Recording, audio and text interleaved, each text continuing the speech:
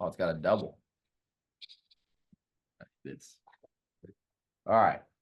Now, I didn't originally plan on just talking about hiring young trainers, so I kind of blanket made this for everybody. Obviously, that's been probably the primary lever I've used at West Central, but it's not necessarily intentional. It's mainly because of how I go about finding trainers to hire. It's just consistently made them all young. Um, and it's in my belief that this would work for any trainer we hire. And if you guys want to talk specifically about hiring younger trainers or how to coach younger trainers, feel free to ask questions here at the end, or you can even contact me and I'll talk to you about that. But this is just how to make trainers in general, right? So first of all, we're going to start with why. And it is my belief that this is probably the biggest limiting factor in all clubs. I put only, quote, 5 years in the industry because I know sometimes I get a little bit of that flack. So I figured I'd just call it out for you guys if you want. But at the end of the day, I ran the numbers for our club here at West Central. What you're looking at there is essentially our ACR, and our ACR is paced based off of how many clients we're gaining on average based off the last 5 months. And then what we're churning. And so we churn around 4%, 5%. So that's where that negative number continues to grow, because as our ACR grows, that 4%, 5% makes up a bigger chunk of the ACR. And I believe we end up gaining around 29 clients every single month. Okay. So if we pace that out, eventually at 496 clients here at West Central, we'll lose exactly 29 clients, which is how many clients we're gaining. Is everybody following? Essentially, we'll lose just as many clients as we gain. So that tells me at that point, we will completely stop growing. Now, when I ran those numbers, it came out to our revenue would have been in September of 2025, we would have hit the cap, would have been $240,000. Now, I don't necessarily believe I'm going to hit $240,000 in September of 2025. I hope, fingers crossed, right? But that's a huge jump for us over at West Central. On the far right, you're going to see how many trainers we need. And this is based off of the average ACR for every trainer in my club. So essentially, for me to actually hit that number that I'm paced out to hit, meaning that I should hit it, I'd have to have 27 trainers. So the hardest thing for me is going to be adding, I think it's 11 trainers onto my staff in order to account for that ACR growth. All right. So in my opinion, the only thing I really need to do is grow my client or my training roster. If I can grow that, it should match up for that growth rate. Everybody following? I got any questions? If you guys want, I'll pause here. 10 seconds. More trainers, good. More trainers, good, right? So, and you guys see that over on the next slide. So, more trainers obviously equals more contacts. Contacts is PFAs. PFAs is revenue. Revenue equals money in your pocket. Essentially, more trainers, more money, more problems, right? Of course, more problems because that means we got to coach even more. So first of all, where do I find these hires? Okay. The number one spot where I think where it all began, at least here for me at West Central, was on the gym floor. If you guys know the name Aiden Leon, he was a top 10 trainer last year. I found him originally on the gym floor. He has technically his girlfriend who works in the club. Her name's Jillian. Was not his girlfriend when she got hired. I found her on a gym floor from another gym. And so I think if we're talking to clubs that maybe don't have like a big training staff right now, that would be my first step. Is I'd go hunt my own gym floor and I'd go hunt other gym floors. Right. On top of that, contacts in your phone. So our current fitness manager out at Hutch was one of my best friends from college. He was a trainer here at West Central for a year, started doing well enough that we moved him into a leadership position. And then even Instagram. I've contacted people on Instagram and I brought them in for interviews and try to hire them that way. Right now, my main system for hiring new trainers is referrals from trainers. Now, see, I kind of hopefully put this in order for you guys, but now I just talk to my training staff and I tell them, hey, we need X amount more trainers. Bring me some, and they do. It's usually pretty easy. They like their jobs. We'll talk about that on the next slide a little bit. After that could be referrals from clients. We've had clients talk about bringing, I have this friend, or I have a son, or I have my cousin or my nephew or whatever. They're 20, they're into lifting. They kind of want to see what this is about. And so they all know that I love my career. So it makes it really easy for them to want to bring people to me. And then the very last way I would hire would be Andy emails me applicants, because he usually emails them to Ben first and Ben calls them before I do. And on top of that, everyone that he's emailed me has been trash. No offense, Andy. So I found it better if I just go find them myself. Just like anything, we do it ourselves and usually we get a better return. So again, onto the how do we hire people, right? So the most important thing is we have to sell it. We got to sell the job. People, again, don't walk in and ask to be a personal trainer, because if I Google median income of a personal trainer on Instagram or on Google, it's going to tell me they make $50,000 a year. I don't know many young people that are happy with $50,000 a year. I think I read a study the other day that it says that like every high school age kid thinks they're going to make over 100 grand by the time they're 25. 129,000, and they think they'll be a millionaire by 30. So if you're going to hire young, the perspective they're coming in with is absolute insanity, and personal training doesn't sound great. So I have to sell personal training to them. Okay, I can't just hire them. I put there in quotes one of my favorite lines, which is, we might as well make a decision on the inside. Try this for 6 months and see where we can get. Again, a lot of times when we hire somebody, they don't start with income, whether they're older or younger. They start with pretty much nothing. Unless you're Chris Branham or even Jimmy over at Brownwood, it might take a little bit longer to get them some income. Okay, and I want them to understand that that might be the case. And set appropriate expectations for them. Obviously, we've had trainers here like Sam who have taken off way faster than that, but this keeps me bought in. So why would I want to be a personal trainer? Now I put $80,000 to $180,000 per year on there, and I bet most of you guys read that and said Tiger's absolutely insane. And that's fine if you did, but if we look at the average full-time trainer at West Central, I believe it's 93. Full-time's 106,000. 106,000 for the average full-time just at West Central. And the highest I've ever seen here as far as personal trainers would be 180. So it's a very real number that I'm happy to tell people about. Right now, if somebody gave me pushback and they're like, how is that possible? Which is common. I want that question, right? If they ask me how that's possible, now they're interested. So they asked me that question. I'm happy to lay it out to them and talk to them about our comp plan and how it all works. That is a realistic part of our comp plan. We've had people do it. You get to wear shorts and a t-shirt to work every day. You're not going to go into college debt, which is important. You get to make your own schedule. Healthcare, PTO, 401k. Usually that's their parents asking. It's usually not them when I'm hiring young trainers, but I think adults have this question as well. I think we provide more value than physical therapists. I think we have more freedom in terms of what we apply to people than physical therapists because we're not under the guise of insurance. I think we make more income than 90% of other jobs. Again, our average full-time trainer here at West Central is hitting over 100,000. Our median income here in Wichita for a household is 40,000. 40,000. That's the median income for a household. So I think the income is insane, especially if you're willing to work for it. What? Oh, the company, the full-time trainer average is 88,000. So further reiterates my point. And I think we have the ability to move up within our company, which is amazing. I love that. It continues to allow us to grow deep into our careers where we can get into management and leverage other people's times or even just progress in terms of the game that we're playing. So we'll move on to coaching new trainer priorities. Before I get into this, does anybody have any questions on hiring or finding or recruiting or anything like that? If you interview 10 people, how many do you hire? If I interview 10, how many do you hire out of 10? So Andy asked me if I interview 10 people, how many out of the 10 do I hire? I probably hire all 10. I just don't hire all 10 at West Central. I send some to other clubs. In all honesty, maybe 9 out of 10. And then as far as like at West Central, probably 6 out of 10, 6 to 7. We don't really lose anything by hiring somebody. I mean, especially as fitness managers, we're not taking on overhead. Now, hopefully Rodney doesn't hear me say that and get mad because I know that he might have to do his hourly payout on some of these trainers that aren't producing or whatever. At West Central, for the most part, if a trainer is not producing, they don't even clock in, so we don't worry about it and they don't get paid, so it doesn't matter. So I might as well just hire everybody and then coach them as hard as I can and then see where they get to. Any other questions on hiring, recruiting? I'm not seeing any, so I'm going to move on. Okay, so coaching, new trainer priorities. Hopefully you guys have all seen this funnel over here on the right that Andy's made before. I think at the end of the day, we make coaching new trainers really, really hard, and it doesn't need to be. And even in this slides presentation, I probably made it too hard. The most important thing for every new trainer is that they get really good at engagement. Okay, it's usually the biggest problem we have is they're not talking to enough people. You have to talk to a ton of people. Like you should be reiterating that during your hiring process. And in their first 2 months, that should pretty much be all you're talking about. Should be the main thing you say. You got to talk to more people, right? Number 2 would be conversion. And then number 3 is service. These are like the 3 pillars of being a trainer. Focus on these 3 and make sure we're good at all 3. We're good to go. So we'll move into the next portion of that. Oh, there we go. Okay, so when it comes to coaching engagement, right? I think it's easier to ask ourselves, why wouldn't we do the CRM than why should we do it? Because we know what trainers say when they're not doing the CRM or they're not making contacts.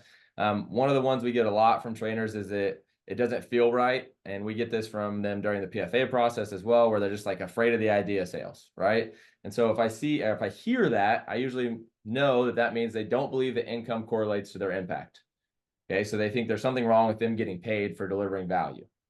Okay, you guys probably have all ran into new trainers who have had this same conversation. I think it's more common in young trainers, so I probably deal with it more, where they feel like it's wrong to sell people. At the end of the day, as fitness managers, we all know that if we don't sell people, they don't ever get anywhere, and they don't use the gym, and they don't make progress, and they don't do all the things they said they wanted to do. They don't achieve their goals. And so it's our job to coach our trainers out of that. Okay, but if they're not doing the CRM, we have to coach them on that belief.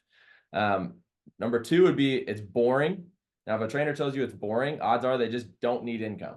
So either their bills are already paid or they're living at home with mom and dad and they don't understand why they need more money. Again, it's our job as fitness managers to coach them, not only in, how to be a good trainer and how to do biomechanics, but we got to coach them on life, especially these young trainers. So what we do here at West Central is we'll do like a 5-year or a 10-year plan for the trainers. I have them pick out their house, what cars they're going to drive, how many kids they're going to have, all the things they want. And then I have them figure out the opposite, which is how much all of it costs, right? And so they'll pick all these things that they want, and then I make them go back and pick out the exact cost on a monthly basis for every single thing and every single bill, down to a T: clothes, entertainment, gas, food, etc. How many vacations a year are you going to take? So every single thing, we calculate their income on it, right? After we do that, they realize they need a lot more income than what they're currently making if they want to get to that spot in 5 years or 10 years. Next up would be nobody's answering the phone. If they say that, they're just not doing it. Okay. I've sat every time a trainer has said this, I will go that day and I'll go make 10 phone calls and 6 or 7 out of the 10 will answer. And I pretty much tell them, I know you're not doing it, or they're doing it at horrible times. Obviously you can talk to them about that, but we have to coach them again and hold them accountable to just doing the contacts. People are answering the phone. They're just not calling. Next up would be that they just avoid you at all costs, right? When it comes to the CRM. A lot of the times when my trainers are avoiding me and they're not making the CRM or they're not doing their contacts, it's usually because they're not good at getting people to come in. They're just not good at closing. Okay. And if they're not good at closing, they're not going to do it. Okay. And so again, if they say I was busy with X, it's usually one of the above. A lot of the times it's that they don't believe they need to grow or need more, make more money. So long story short, they're not going to do the CRM. If they can't make money, they don't think they need money, or they think it's wrong to make money. Okay, so that's our job, is we got to coach those 3 things. Okay. Before I move past engagement, do I have any questions?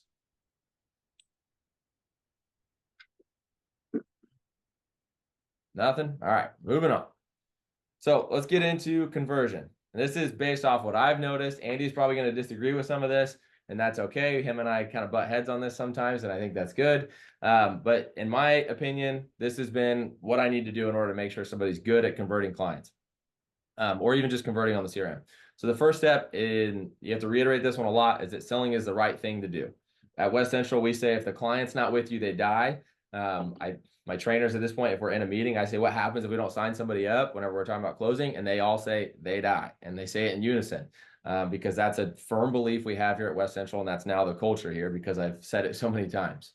Number 2, I think going at a base of conceptual sales before you get into the script makes the script more digestible and understandable. Now, I don't think you need to walk them through the entire closer framework or talk to them about every cognitive distortion, or every single thing under the sun. My simple sales concept thing is we have A and we have B.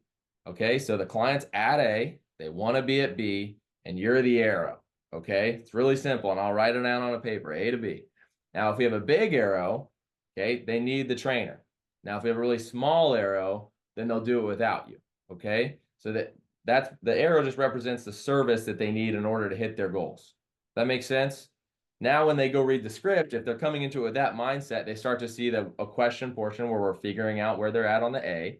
Okay, the overviewing past pain portion where we're talking about, why haven't they been successful on their own? Where would I make an impact on your program? And then again, we're talking about the B when we ask them like what their goals are, right? So it kind of gives them, it makes it digestible. So they're not just reading words, they're actually reading concept, and they're reading and understanding what's going on. And at that point, I stop. Okay, so I don't really focus a ton on sales at that point because I got to focus on all the other things. And you're going to see here at the end, I kind of put a 6-month guideline together, but I start with those 3 things, and then I'm still pretty much just coaching CRM. All right, I'm just making sure they're doing contacts. After that, so this might be a week, it might be 2 weeks, it might be a month, Then I'm going to make sure the script memorization is perfect. I'm going to make sure they have it down like pat. So I'm going to have them present to me, which is usually intimidating and scary for them.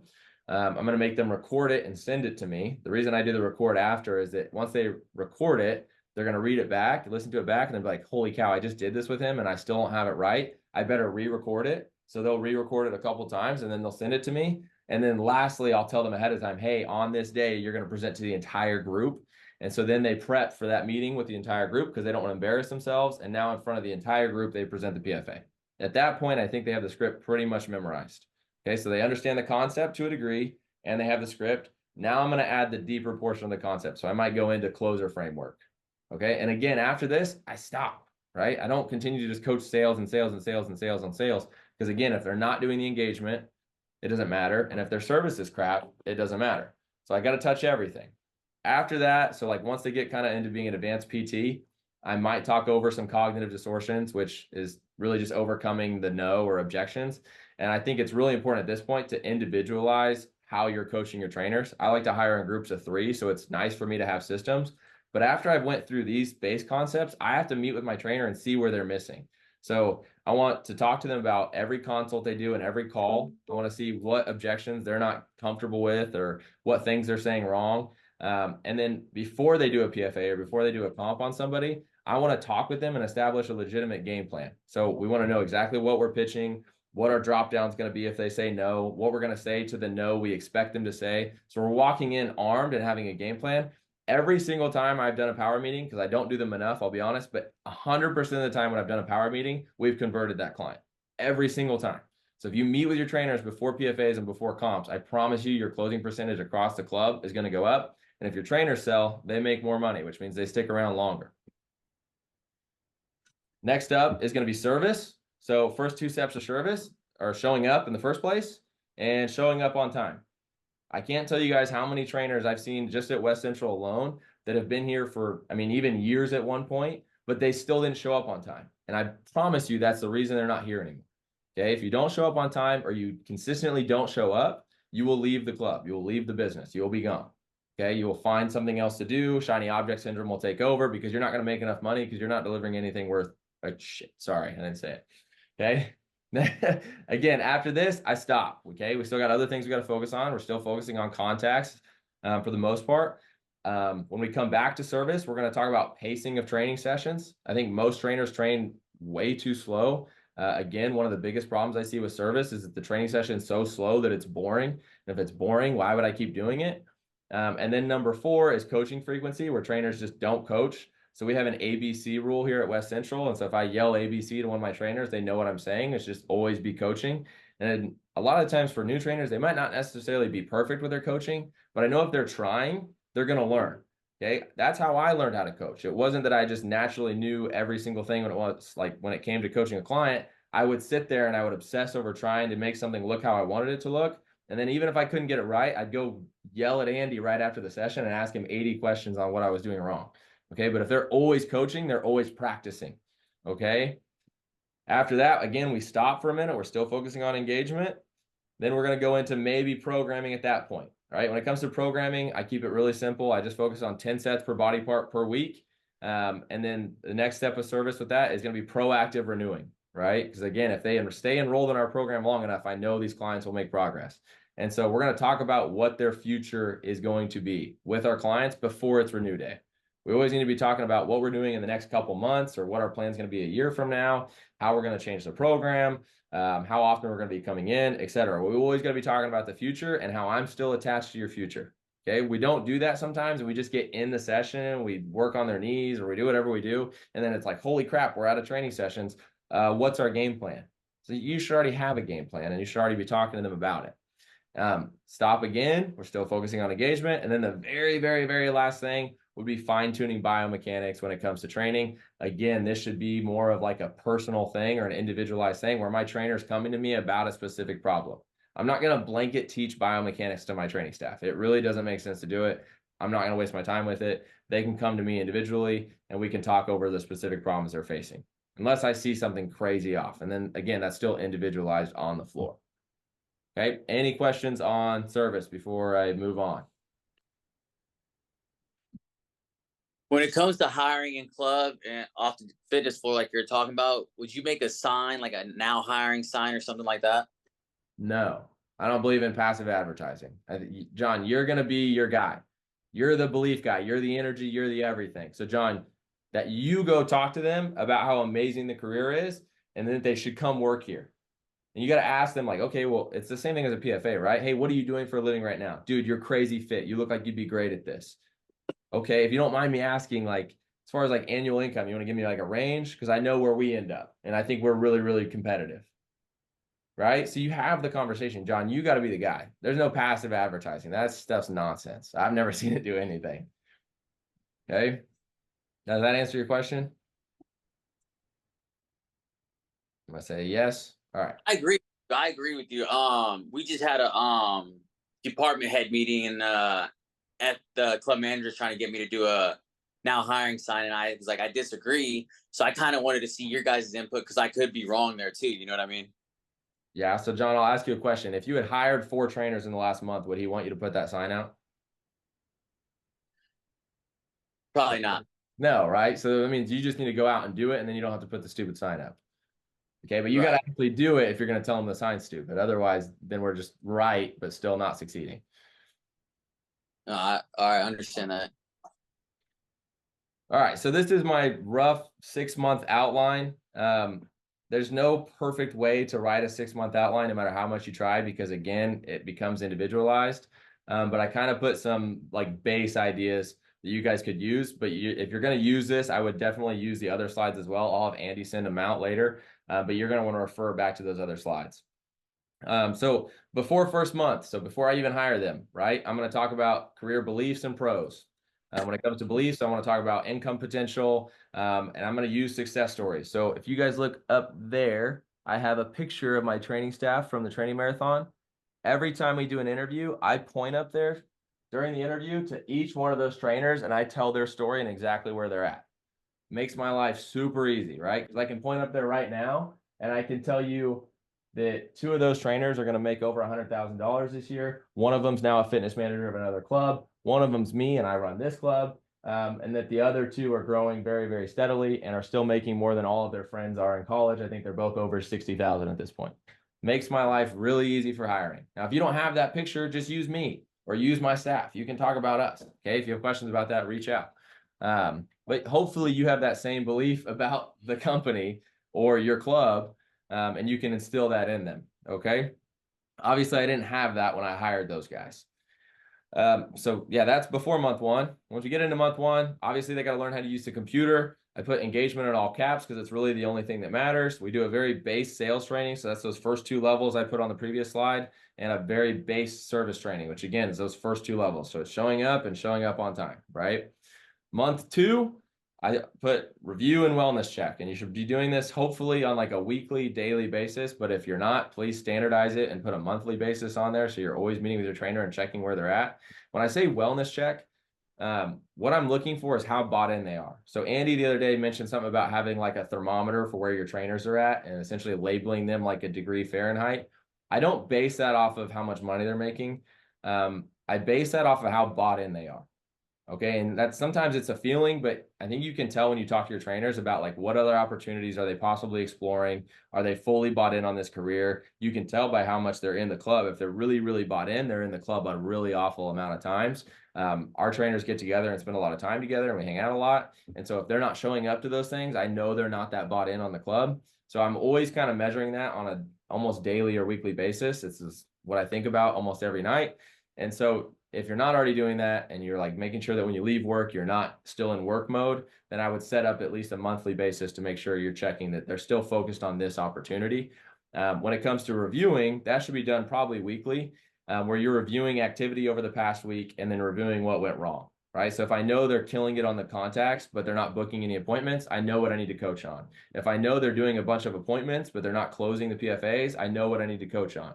But you have to review these numbers with them so that you guys can point to exactly the problem. If you're not pointing to the exact problem, your trainers will just think it's the entire career or it's the business or it's the company, and it gives them more fuel and fire to leave. We don't want them to leave. That's the name of the game, is keep the trainers in the club. So at month 2, if they're ready, so if they're doing good on everything else, that's when I go into like a deeper PFA review, contact review, reemphasize why we must sell in order to help people. So make sure the belief stacks are good. And then I'm going to reemphasize the value of what a trainer does so they don't feel like it's weird to charge people money. Again, month 2, month 3 is when I run into this. And then every single month's the same thing. So it's RWC, review and wellness check. And then if they're ready, move them to the next level of service and sales. If they're not ready, we got to continue and go back and see where we went wrong, because obviously you missed something. And you're just doing that on a monthly basis over and over and over again. It's just like training. You have a program you follow. Okay. If the program goes great and they kill it and they're consistent, we're ready to move to the next program. If they're skipping some of the program and they're not doing certain things, they're not eating what they're supposed to, well, we got to stay on this level of the program until you nail it, and then we can move on. Okay, so I put in all red why we need income, why we need to help more people, and why we must sell. Those are like the 3 big pillars to continue to focus on. And then once we get to month 6, hopefully they've leveled up quite a bit, and we're going to make sure that they don't quit again. And so we're going to talk about future opportunities, whether that's within the club, whether that's moving up into management one day, whether that's just continuing to grow their income to a higher level, or chasing new personal goals, whether that be like a new house or a new car or something. I want something that's long paced out in front of them that they're chasing. That way I can continue to focus on that 6-month or that 1 year, that 2-year long goal. And I'm not just giving them everything right away.